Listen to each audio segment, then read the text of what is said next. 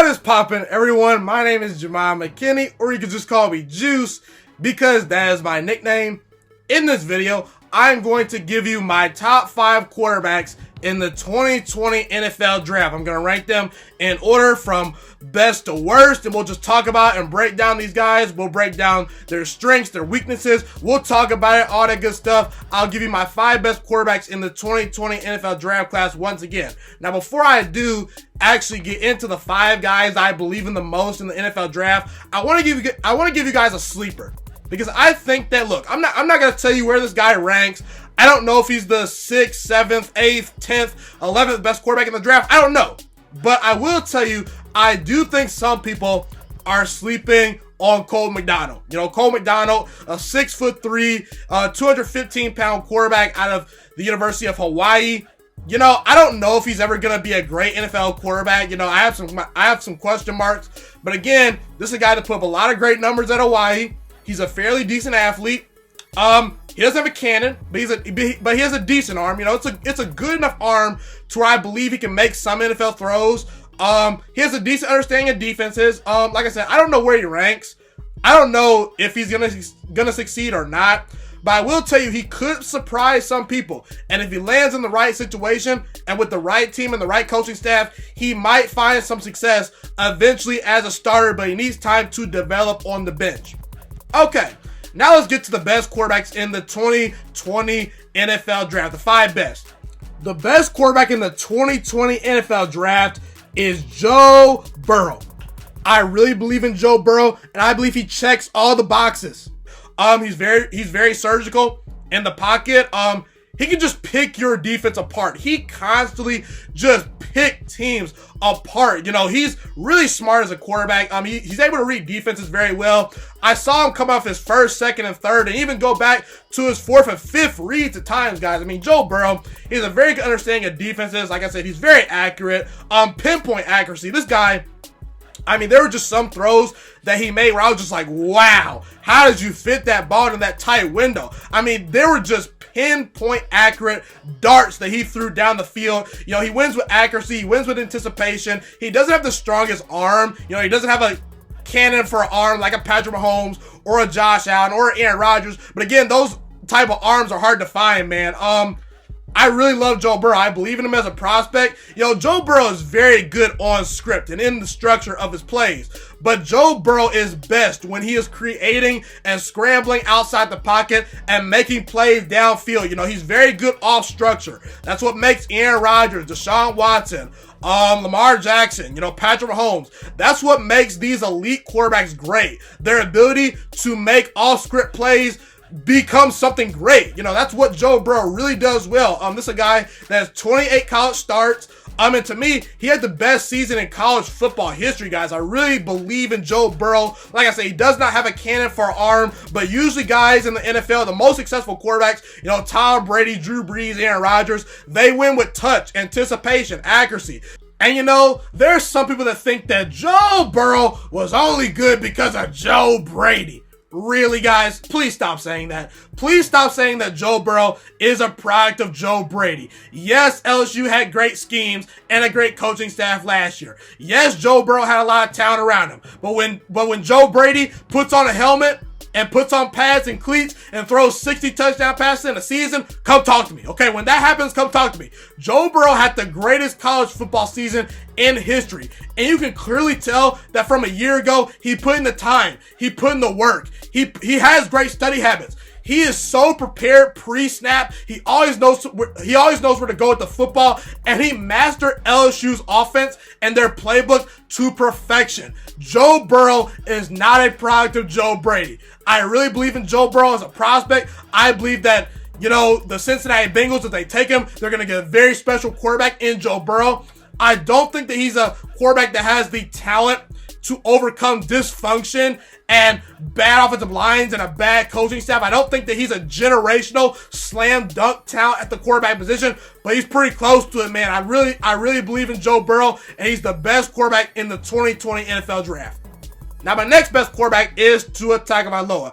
I believe Tua Tagovailoa is a very naturally gifted quarterback. I believe that he has a natural feel for the game, man.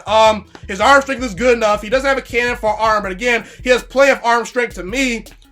Just his ability to feel pressure, to sense when to escape the pocket, when to step up, when to slide to the left, when to slide to the right. His ability to make plays off script is very, very good. I just love Tua's overall feel for the game. He's a natural at the position, in my opinion. You know, he throws with great touch, accuracy, anticipation. He's got a fastball. If he needs to zip the ball into tight windows downfield, he can definitely do that. Very smart quarterback. This is a guy that put up big-time numbers in the SEC, which to me is the conference that has the best defenses.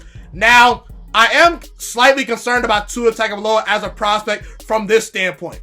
When he gets pressured, sometimes his accuracy tends to dip a little bit, and that's normal with most quarterbacks. But again, at times Tua Tagovailoa did not handle pressure very well, and when Tua Tagovailoa faced teams like Mississippi State, like Georgia last year in the SEC title game, like Clemson in the national title game, and even this past year versus LSU at home, I might add, at times Tua Tagovailoa looked mortal. You know, when he had to play teams that had about the same amount of talent as Alabama did, because let's be real, guys, Tua Tagovailoa played with a lot of great players in college. He had a lot of help and a lot of support. He had Nick Saban as his head coach. He had Jerry Jeudy and those great wide receivers that run 4.3, you know, at the combine, okay? You know, he had an elite offensive line. He had really good running backs. So when Tua Tagovailoa was challenged and had to face teams that put him on an even playing field as far as the talent goes on the field, at times he struggled. And I do worry about the injuries. You know, Tua Tagovailoa, ever since high school, he's never played a full football season. He's always been banged up, always been somewhat hurt. Okay, he's always had to deal with nagging injuries. Those injuries could catch up to him in the NFL. You know, listen, I'm concerned about the hip. I'm concerned about the ankles. But I do think that Tua Tagovailoa is potentially worth the risk. I think that he's a very good quarterback when healthy. You know, Deshaun Watson got hurt in college. I still believed in him. You know, Carson Wentz has had some injury history. I still think the Philadelphia Eagles don't regret drafting him. So again, I believe in Tua Tagovailoa, but there are some question marks.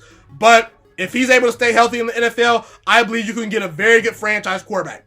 Now, the next quarterback on my board is Jordan Love. I wanted to put Jordan Love in the 2 spot, but again, I think that Tua Tagovailoa just had less bad film that he put out there. You know, listen, the bottom line with Jordan Love is I love his physical traits.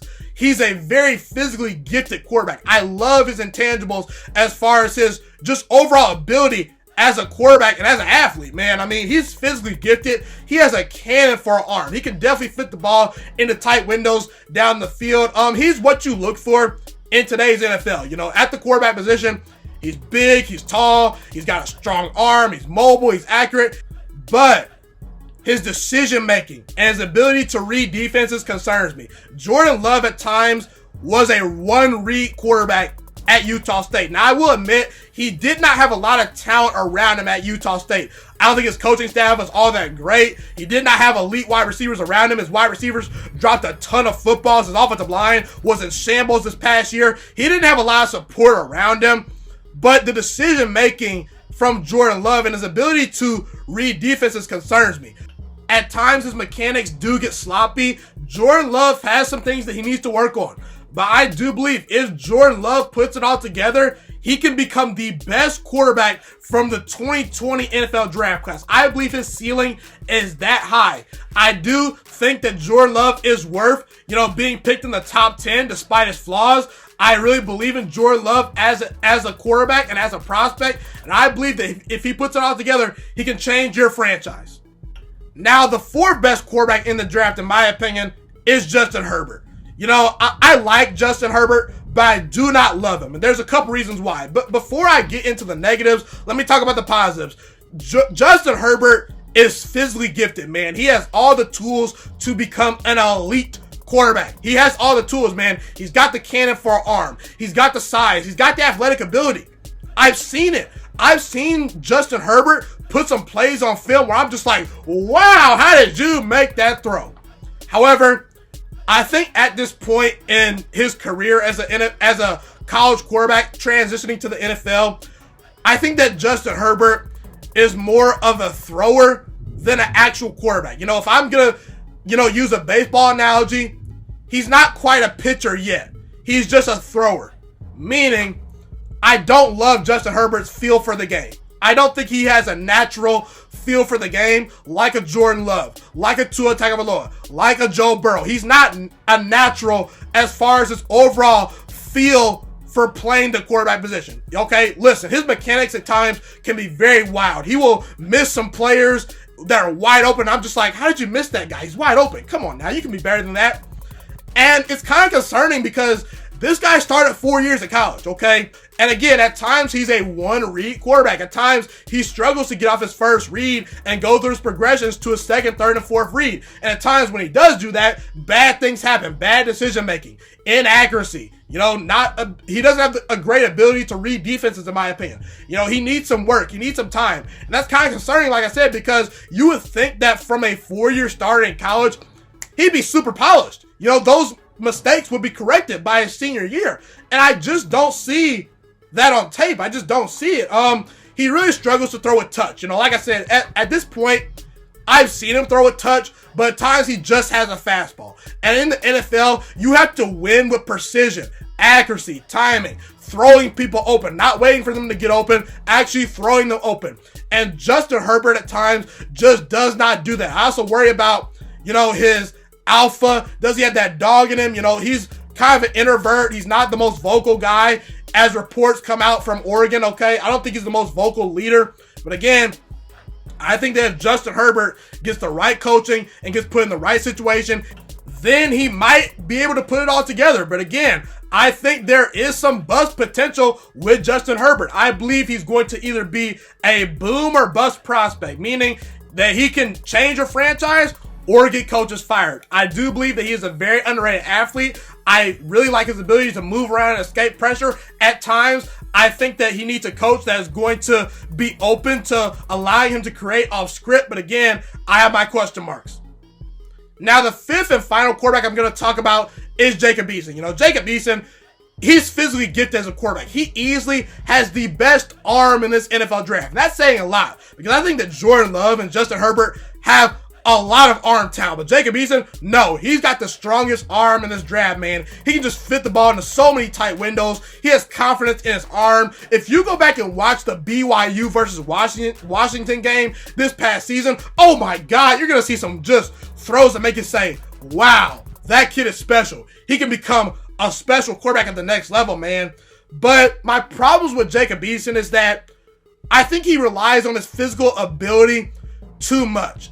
Sometimes he waits for wide receivers to get wide open rather than throwing them open. I think that he does that because he has a lot of confidence in his arm to make some throws. And in college, you can get away with throwing the football to wide receivers when they're open rather than throwing them open. But in the NFL, that's not going to fly. He will get exposed in that area. If that occurs in the NFL, he needs to work on those things. His internal clock needs to speed up. He needs to learn to get the ball out of his hands much more quickly, especially in the quick game. When he's throwing those slants, when he's throwing those checkdowns.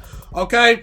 I also think he needs to work on reading defenses. He's not the most mobile guy. He has some mobility, but he's not going to change a game with his legs. And in today's NFL, some teams want that. Some teams are going to want the more mobile quarterbacks.